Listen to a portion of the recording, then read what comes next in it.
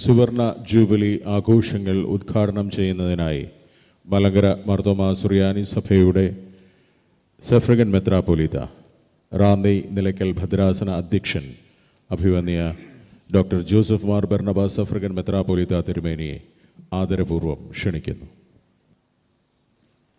ദൈവ തിരുനാമം വാഴ്ത്തപ്പെടുമാറാകട്ടെ.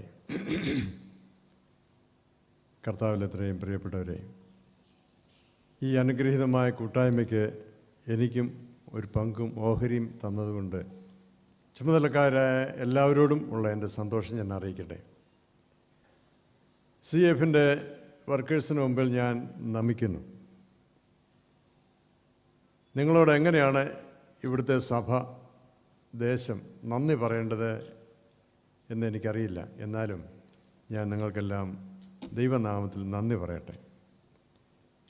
എത്രയോ കുട്ടികളെ ദൈവമാർഗത്തിൽ ചരിക്കുന്നതിന് നിങ്ങൾ സജ്ജരാക്കി. എത്രയോ കുട്ടികളെക്കുറിച്ചുള്ള ആത്മഭാരത്തോടുകൂടെ നിങ്ങളിവരെ എല്ലാവരെയും കൈ പിടിച്ച് വഴി നടത്താൻ തക്കോണം നിങ്ങളുടെ സമയവും താലന്തും ആയുസ്സും ഇതിനെ ചെലവഴിച്ചതിൽ സ്വർഗത്തിലെ ദൈവം നിങ്ങളെ അനുഗ്രഹിക്കട്ടെ എന്ന് ഞാൻ പ്രാർത്ഥിക്കുന്നു. സഭ അറിയുന്നില്ല, സമൂഹം അറിയുന്നില്ല നിങ്ങൾ ചെയ്ത വലിയ പ്രവർത്തനം. ഏറ്റവും സ്തുത്യർഹമായ ഒരനുഭവം. പലരെ തീയിൽ നിന്നും വെള്ളത്തിൽ നിന്നും വലിച്ചെടുക്കാൻ തക്കോണം ആത്മഭാരത്തോടുകൂടെ നിങ്ങൾ ചെയ്യുന്ന ഈ വലിയ ശുശ്രൂഷ സ്വർഗം മാനിക്കട്ടെ എന്ന് ഞാൻ പ്രാർത്ഥിക്കുന്നു, ആഗ്രഹിക്കുന്നു. ഒരു ജൂബിലിക്ക് രണ്ട് മുഖങ്ങളുണ്ട്. ഒന്ന് മുന്നോട്ട് നോക്കുവാനും ഒന്ന് പുറകോട്ട് നോക്കാനും. പിന്നോട്ട് നോക്കി വരുമ്പോൾ 50 വർഷം CFനെ ദൈവം എത്ര അത്ഭുതകരമായി വഴി നടത്തി. ഓരോ ക്യാമ്പ് നടക്കുമ്പോഴും തോമസ് കുട്ടി എഴുതും, ക്യാമ്പ് നടക്കുന്നു എന്ന് പറയുമ്പോൾ പണമില്ലെന്ന് ചുരുക്കും. എന്നാൽ അതൊന്നും വകവയ്ക്കാതെ ദൈവത്തിൻ്റെ അത്ഭുതകരമായ ഭണ്ഡാരത്തിൽ ഇതിനെല്ലാം പണം ഉണ്ടാക്കി വച്ചിരിക്കുന്ന ദൈവം കാലാകാലങ്ങളിൽ വ്യത്യസ്തമായ മാനങ്ങളോടുകൂടെ ഈ കുട്ടികളെ വളർത്താനുള്ള വ്യഗ്രതയിൽ നിങ്ങളെ സഹായിച്ചു, പ്രോത്സാഹിപ്പിച്ചു, നിലനിർത്തി. വേണ്ടത്ര ഒരു സാമ്പത്തിക ഭദ്രത ഒന്നുമില്ലാതിരുന്ന ഒരു കാലഘട്ടത്തിലും ചുറ്റുപാടിലും അതിനേക്കാൾ ഉപരിയാണ് ഈ ദൈവിക നിയോഗം എന്ന് മനസ്സിലാക്കി പ്രവർത്തിക്കുന്ന എല്ലാവരെയും ദൈവനാമത്തിൽ ഞാൻ അഭിനന്ദിക്കുന്നു. ദൈവം നിങ്ങളെ മേൽക്കുമേൽ അനുഗ്രഹിക്കട്ടെ എന്ന് പ്രാർത്ഥിക്കുന്നു. അടുത്ത സമയത്ത് എൻ്റെ മനസ്സിലുണ്ടായ ഒരു വലിയ ചിന്തയാണ്, പഴയ നിയമത്തിലെ ജോസഫ് എന്ന മന്ത്രിയുടെ മുമ്പിൽ വരുന്ന മക്കൾ, സഹോദരങ്ങൾ ബെന്യാമിനെ പിടിച്ച് തടവിലാക്കുന്നു. ഇവർ പറയുന്ന കാര്യം സത്യമാണോ എന്ന് അവരെ തന്നെ മനസ്സിലാക്കാൻ വേണ്ടി യഹൂദ തടവിലാക്കുന്നു. എന്നിട്ട് പിന്നീട് പറയുന്നു ബെന്യാമിൻ കൂടെ ഇരിക്കട്ടെ എന്ന് പറയുന്നു. അപ്പോൾ യഹൂദ ജോസഫിനോട് പറയുന്നു, ബാലനില്ലാതെ എങ്ങനെ അപ്പൻ്റെ അടുത്ത് ചെല്ലും? ബാലനില്ലാതെ എങ്ങനെ അപ്പൻ്റെ അടുത്ത് ചെല്ലും? ഇത് കേരളത്തിലെ ക്രൈസ്തവരെ ബോധിപ്പിക്കാൻ തക്കോണം ഇന്നും എപ്പോഴും ഉള്ളൊരു ചിന്തയും ചോദ്യവുമായിരിക്കും. കുട്ടികളില്ലാതെ എങ്ങനെ സ്വർഗത്തിൽ പോകും? കുട്ടികളെക്കുറിച്ചൊരു ആത്മഭാരം മാതാപിതാക്കൾക്ക് ജനിപ്പിക്കാൻ തക്കോണം CFന് കഴിഞ്ഞിട്ടുണ്ട്. എത്രയോ കുട്ടികളാണ് താല്പര്യത്തോടുകൂടെ ഇവിടെ വന്നിരിക്കുന്നു. അവർക്ക് ഒരാത്മബന്ധമാണ് CFുമായിട്ട്. CFാണ് അവരെ കർത്താവിലേക്ക് നയിച്ചതും നിയന്ത്രിക്കുന്നതും സന്തോഷിപ്പിക്കുന്നതും.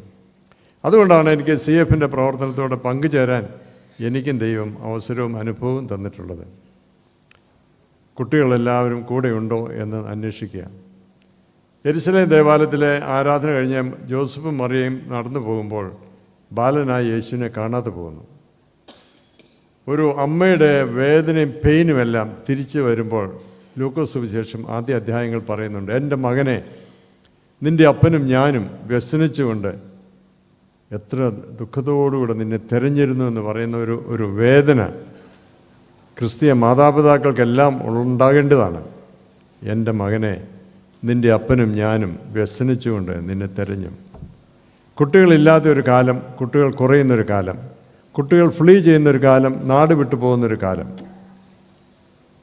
അടിസ്ഥാനപരമായി ക്രിസ്തു വിശ്വാസത്തിൽ അവരെ ഉറപ്പിച്ച ശേഷമേ ഇവരെ പുറത്തേക്ക് വിടാവുള്ളൂ എന്നാണ് എൻ്റെ ഒരു ചിന്ത. എന്നാലും 12 കഴിയുമ്പോൾ എല്ലാവരും പോവുകയാണ്. അതിനു മുമ്പ് യേശു കർത്താവുമായിട്ട് ബന്ധിപ്പിച്ച കുട്ടികൾ ഇനി എവിടെ പോയാലും കുഴപ്പമില്ല എന്നൊരു ചിന്തയിൽ അടിസ്ഥാന വിശ്വാസത്തിൽ മക്കളെ വളർത്തി ഉറപ്പിക്കേണ്ട ജോലി മാതാപിതാക്കൾക്കുണ്ട്. അതിനോട് സഹകരിക്കുന്നതിന് CF-നും കഴിയണം. യേശു കർത്താവാണ്, യേശു തന്നെ ദൈവം.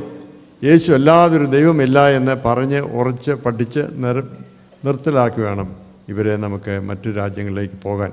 അതൊരു അദമ്യമായൊരാഗ്രഹവും ഒടുങ്ങാത്ത ഒരു ചിന്തയുമായി നമ്മുടെ ഉള്ളിൽ ഉണ്ടാകുമ്പോൾ മാത്രമേ ഈ ഭാരമുണ്ടാകത്തുള്ളൂ. കുട്ടികളാരും നഷ്ടപ്പെട്ടുകൂടാ. കുഞ്ഞുങ്ങളെ, ദൈവം നിങ്ങളെ സ്നേഹിക്കുന്നു, കർത്താവ് നിങ്ങളെ സ്നേഹിക്കുന്നു, ഞങ്ങൾ നിങ്ങളെ സ്നേഹിക്കുന്നു. ആരും നഷ്ടപ്പെട്ടു പോകരുതേ. ഈ ഒരു ഭാരത്തിൽ വേണം നമുക്ക് ഈ ശുശ്രൂഷ മുന്നേറുവാൻ. CF-ൻ്റെ പ്രവർത്തനം മുന്നോട്ട് നോക്കുമ്പോൾ കേരളത്തിലെ എല്ലാ ഡിസ്ട്രിക്റ്റുകളിലും എല്ലാ ജില്ലകളിലും ഈ ക്രിസ്തു സന്ദേശം പേറി നടക്കാൻ തക്കണം അനുഗ്രഹീതരായ ഡെഡിക്കേറ്റഡായ പ്രവർത്തകരെ ദൈവം തരട്ടെ. VB മാത്യുവും MG തോമസ് സാറും ഇതൊക്കെ ചെയ്ത അനുഗ്രഹീതമായ ഒരു ശുശ്രൂഷയുടെ ബാക്കി പത്രമാണ് 50 വർഷം കഴിയുമ്പോൾ നാം അത് നോക്കുമ്പോൾ പടർന്ന് വളർന്ന് നിലനിൽക്കുന്ന ശക്തി കേന്ദ്രമായ ഒരു പ്രസ്ഥാനമായി CF-നെ തീർത്തിരിക്കുന്നു. അത് നമുക്ക് ഈ പ്രവർത്തകരെ അനുമോദിക്കാം. ദൈവം നിങ്ങളെ മേൽക്കുമേൽ അനുഗ്രഹിക്കട്ടെ എന്ന് പ്രാർത്ഥിക്കുന്നു. ദൈവകൃപ എന്നും ഉണ്ടാവട്ടെ എന്ന് ഞാൻ പ്രാർത്ഥിക്കുന്നു. എൻ്റെ ഒരു VBS കാലത്ത് ഞാൻ പഠിച്ച ഒരു പാട്ട് പാടി ഞാൻ എൻ്റെ ഉദ്ഘാടന കർമ്മം നിർവഹിക്കാം. ആഴിപോൽ വിസ്താരമാം വനം പോലുന്നതമാം വാരിധി പോലാഴമാം എൻ്റെ രക്ഷകൻ സ്നേഹം അയോഗ്യനെങ്കിലും തൻ സ്നേഹ പൈതൽ ഞാൻ തൻ വാക്യം ചൊല്ലുന്നു തൻ സ്നേഹം ചുറ്റുന്നെന്നെ.